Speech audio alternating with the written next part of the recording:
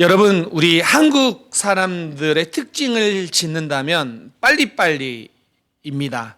근데 여러분 그런 생각해 보셨습니까? 언제부터 우리 한국 사람들이 이 빨리빨리 이 문화가 있었을까요?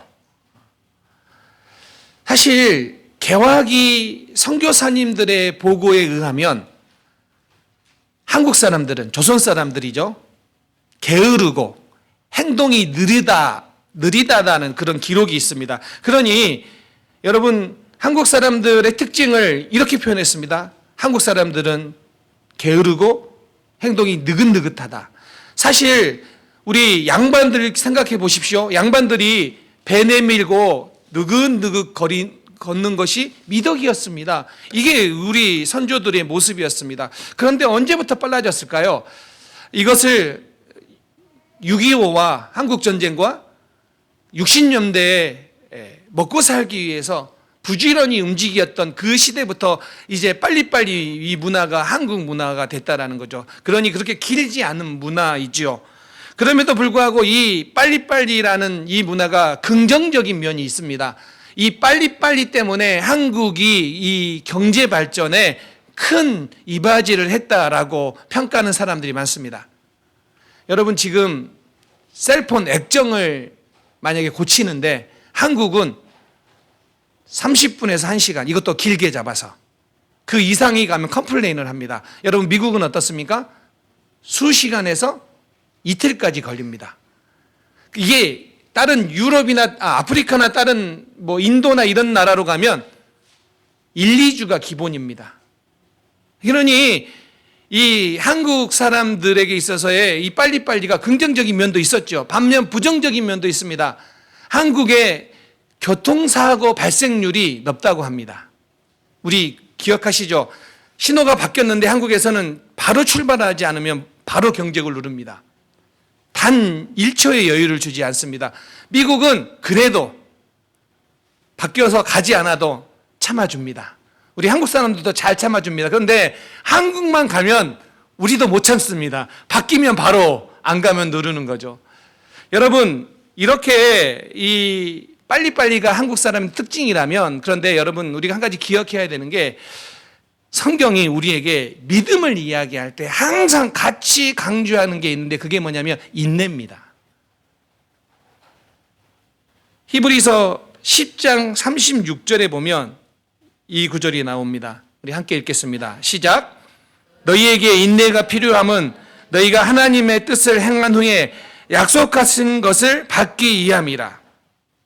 우리는 모든 것들을 빨리빨리 끝내려고 하지만 뭐라고요?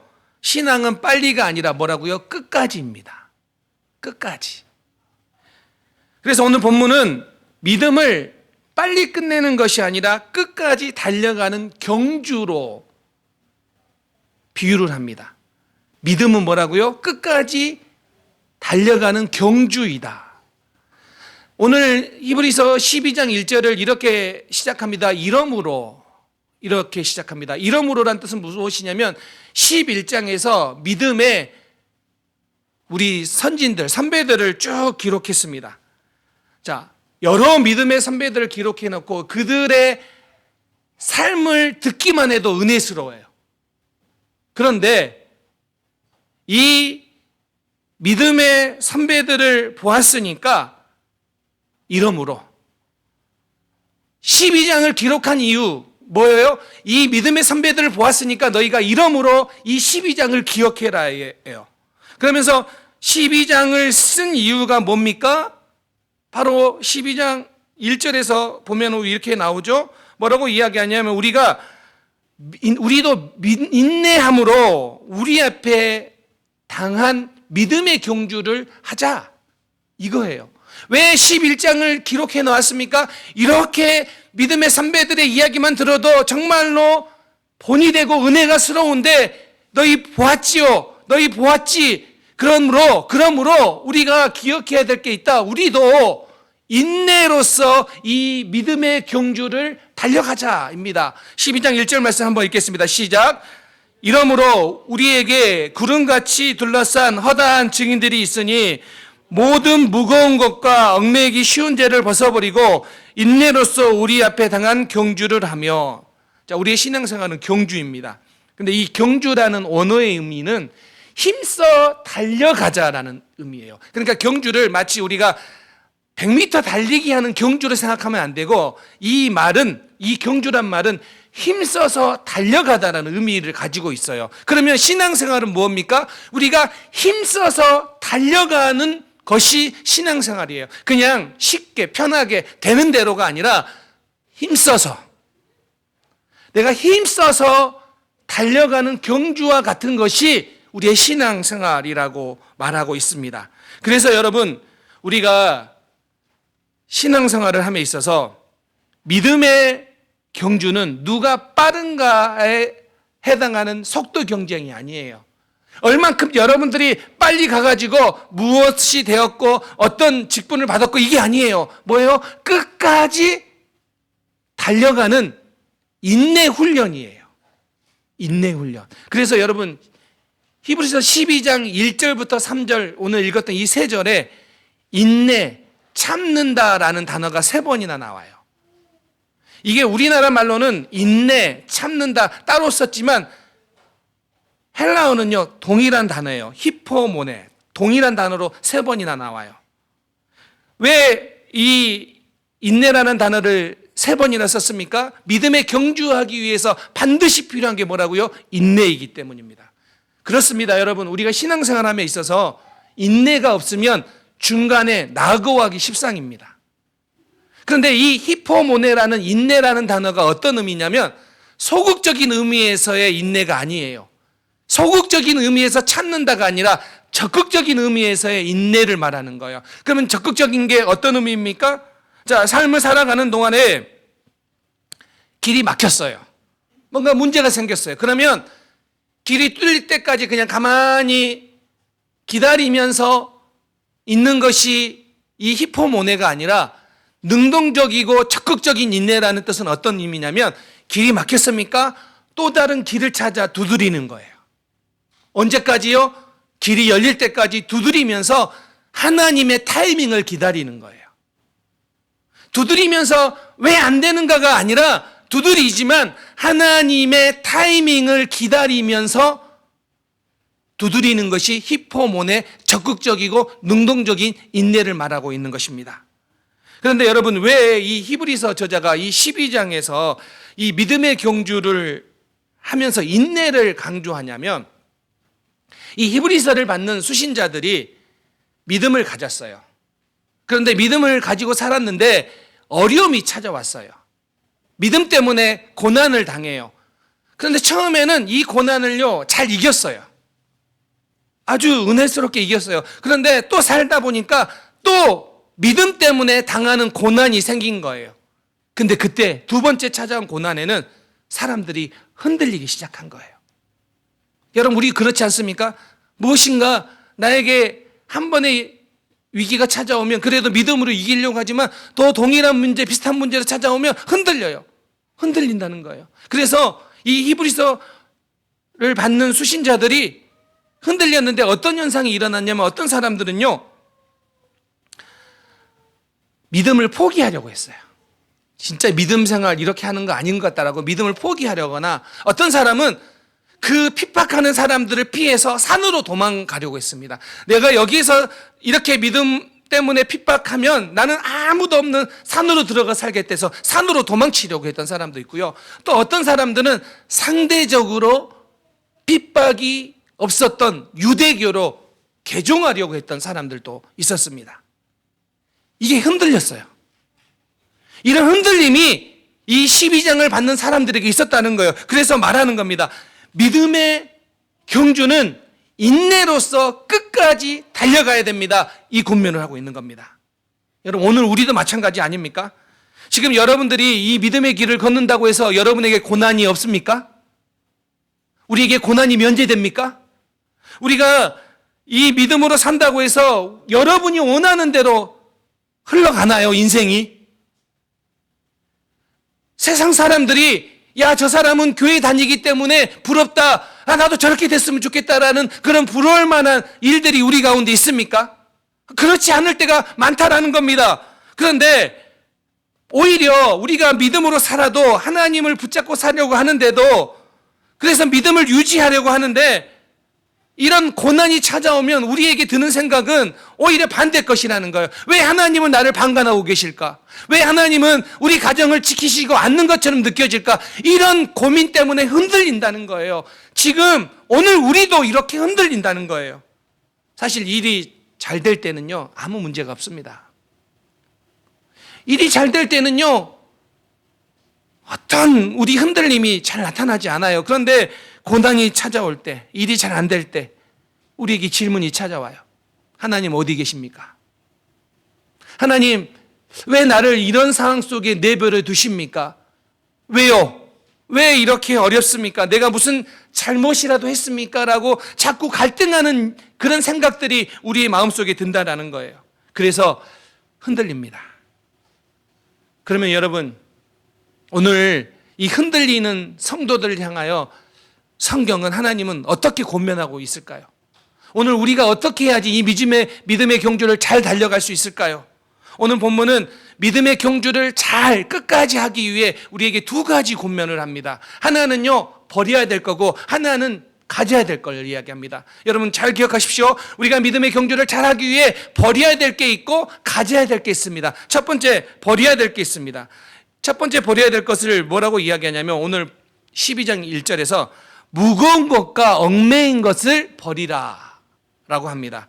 여러분 1세기를 생각해 보세요. 그리스, 로마 이 시대에 있어서 운동선수, 지금도 마찬가지지만 그 당시에는 그 운동하는 선수들이 거기 안에 많았잖아요. 그런데 이 달리기를 하는 선수들에게 중요한 것은 뭐냐면 몸을 가볍게 하는 거예요. 몸을 가볍게. 그래서 조금이라도 무거운 건 다 버려야 되는 거였어요. 그래서 그걸 알고 있는 그 사람들에게 말하는 겁니다. 너희의 믿음의 경주를 방해하는 무거운 것, 이 무거운 것이 헬라어로 옹코스인데 이게 짐, 방해물 이런 뜻이에요. 부피가 큰 덩어리. 그러니까 우리를 방해하는 짐, 큰 덩어리, 이거는 무거운 거고요. 그 다음에 얽매이다라는 헬라어가 유페리스타톤인데 이게 뭐냐면 우리를 쉽게 함정에 빠지게 하는 거예요. 그러니까 이 서신서를 받는 수신자들에게 여러분들을 쉽게 유혹에 빠지게 하는 무거운 짐들 같은 것들을 버려야 된다, 이거예요. 여러분, 오늘날로 보면 누가 꼭 뭐라고 하지 않을 만한 것들이에요. 이게 죄라고 말하기 어려워요. 근데 그거에 집착하면 그것이 우리 믿음의 경주의 장애물이 될 수 있는 것, 우리를 쉽게 유혹의 죄에 빠지게 하는 것들을 벗어버리라고 합니다. 오늘 이민 생활하는 우리에게 여러 가지 이유로 믿음의 경주를 포기하고 이탈하게 하는 것들이 있습니다. 이것이 딱히 죄라고 말하지 않지만 얽매이다 보면 우리를 믿음의 경주에서 이탈시키는 것들이 있습니다. 한번 볼까요? 여러분, 어떤 사람들은요, 내가 조금만 더 돈을 벌면 그때부터 신앙생활 잘하겠다는 사람이 있어요. 경제적 안정이 찾아오면 내가 신앙생활 잘하겠다라고 말하는 사람이 은근히 많아요. 근데 여러분 생각해 보세요. 신앙생활은 여유가 생긴 다음에 하는 게 아니에요. 신앙생활은 우리가 부자가 된 다음에 이렇게 만족할 다음에 하는 게 아니라는 거예요. 절대로 경제적 만족을 우리는 하지 못합니다. 이것들이 누가 일 열심히 해서 돈 버는 게 잘못이라고 하지 않지만 거기에 집착하면요, 달려가는데 문제가 생긴다는 거예요. 자녀 교육. 어떤 사람들은 자녀들 교육 잘 시킨 다음에, 자녀들이 뭐 대학 간 다음에, 아니면 자녀를 잘 교육시키기 위해서 신앙생활을 안 합니다. 쉽니다. 근데 여러분 생각해 보세요. 우리 자녀들에게 가장 귀중한 유산은 뭡니까? 신앙 아닙니까? 신앙입니다. 그래서 여러분, 신앙생활은 그 후에 하는 게 아닙니다. 그 밖에도 취미생활, 관계, 게으름 때문에 귀찮아서. 근데 여러분, 이 모든 것들이 딱히 누군가가 비난하지 않을 것 같지만 거기에 우리가 집착하면, 거기에 우리의 마음을 두는 순간 우리가 쉽게 빠지는 거예요. 함정에. 그게 얽매이는 거예요. 그걸 버려야 된다라는 거예요. 사랑하는 성도님들, 여러분의 신앙생활에 여러분들에게 이 경주에 장애물이 될 만한 것들, 여러분들을 쉽게 빠질 만한 것들, 그 함정을 벗어버리는 여러분 되시기를 주님의 이름으로 축원합니다. 아멘. 여러분, 마라톤 선수를 생각해 보세요. 마라톤 선수가 배낭을 메고 뛴다고 생각해 보세요. 소중한 보물이 들어있으니까, 나에게 필요한 것이니까 그 배낭을 메고 뛴다면 결단코 완주하기가 쉽지 않습니다. 그래서 말하는 겁니다. 너희 달리기 하는 선수들 알지? 너희 경주하고 있는 너희 주변의 사람들 알지? 그 사람들은 잘 달리기 위해서 가볍게 하는 거야. 오늘 우리에게, 성도들에게 권면하고 있습니다. 사랑하는 성도 여러분, 믿음을 잘 달려가야 됩니다. 끝까지 잘 달려가야 됩니다. 그러기 위해서 잘 분별하십시오. 여러분에게 장애물이 되는 것들, 여러분들이 쉽게 빠지는 것들, 여러분을 유혹하는 것들 잘 분별하고 그것들을 벗어버려야 되는 것으로 기억하면서 달려가시기 바랍니다. 이렇게 우리에게 권면합니다. 두 번째, 반면에 우리가 공급받아야 될 것, 우리가 취해야 될 게 있다는 거예요. 이게 필요하다는 거예요. 그냥 침만 버려서 잘 달릴 수 있는 게 아니라는 거예요. 꼭 받아야 될 게 있는데 그게 뭐냐면 오늘 12장 2절에서 우리에게 이야기합니다. 우리 12장 2절 말씀을 한번 읽어보겠습니다. 시작. 믿음의 주여 또 온전케 하시는 이 예수를 바라보자. 자, 믿음의 경주를 끝까지 잘 달리기 위해서 우리가 꼭 공급받아야 될 거, 우리가 꼭 해야 될 게 뭐라고요? 그 비결이 뭐냐면 예수님께 시선을 두자, 이겁니다. 여기에서 예수를 바라보자 하는데 이 바라보자가 아포라오라는 헬라어인데 이게 이런 거예요. 계속해서 주목하는 거예요. 계속해서 주목하는 거. 그래서 영어 성경에도 뭐라고 이야기하고 있습니다. Let us fix our eyes in Jesus. Let us fix. 여기에 고정하는 거예요. 그러니까 예수님 주일날은 봤다가 또 주중에는 또 딴 데 봤다가 이러는 게 아니라 여기에 계속해서 주목하자. 이게 바라보자예요. 여러분, 이것은 단호함이 필요해요. 쉽지 않습니다. 그래서 단호함이 필요해요. 그냥 내가 그래야지가 아니라 단호한 결단이 필요해요. 내가 다른 존재들로부터 눈을 떼서 예수님만 바라보겠습니다. 예수님만 쳐다보겠습니다. 이거예요. 자, 이것은요, 내가 다른 것도 보고 예수님도 보고 동시에 할 수 없는 거예요. 다른 것을 보든지 예수님을 보든지 선택이지, 나는 다른 것도 보고 예수님도 보면서 걸어가겠습니다, 이런 의미가 아니에요. 온전히 내 눈을 저기에 픽스하고 살아가는 거예요. 운동선수가 뭘 바라봐야 됩니까? 결승점을 바라봐야 돼요. 결승점을 바라보지 않으면 방향이 달라질 수 있습니다. 결승점을 바라보는 건 정말 필수적인 겁니다. 이처럼 우리가 예수님께 초점을 맞추고 살아가는 것, 그때 예수님이 우리에게 공급해 주시는 은혜가 있어요. 그래서 예수님께 픽스하라는 거예요. 앤드류 머레이 목사님이 이런 말을 했어요. 이 예수를 바라보자는 말을 이렇게 말을 했습니다. 예수를 바라보고 그의 사랑을 바라보되 그 사랑으로 내 마음이 불붙기까지 바라보자. 여러분, 어떻게 바라보다는 게 어떤 마음인지 아시겠죠? 예수님을 바라보는 거예요. 내 상황이 어려워요. 그때도 예수님을 바라보는 거예요. 내 상황이 괜찮아요. 그때도 예수님을 바라보는 거예요. 그런데 그렇게 예수님을 바라보면 어떤 현상이 일어난다고요? 내 마음에 예수님의 사랑이 불붙는다는 거예요. 그래서 우리가 신앙생활을 끝까지 완주할 수 있는 거예요. 내 능력으로, 내 힘으로 완주하는 게 아니라 예수님을 바라보면, 예수님을 계속해서 묵상하면 내 마음에 불이 붙는 거예요. 예수님의 사랑의 불이 붙는 거예요. 그래서 그 사랑의 불 때문에 상황이 어려워도, 고난이 와도 흔들리지 않고, 아니 흔들린다 할지라도 이탈하지 않고 끝까지 믿음의 길을 달려가는 거예요. 그래서 여러분, 우리에게 뭐가 필요합니까? 예수님을 바라봄이 필요합니다. 아멘. 지난주에 우리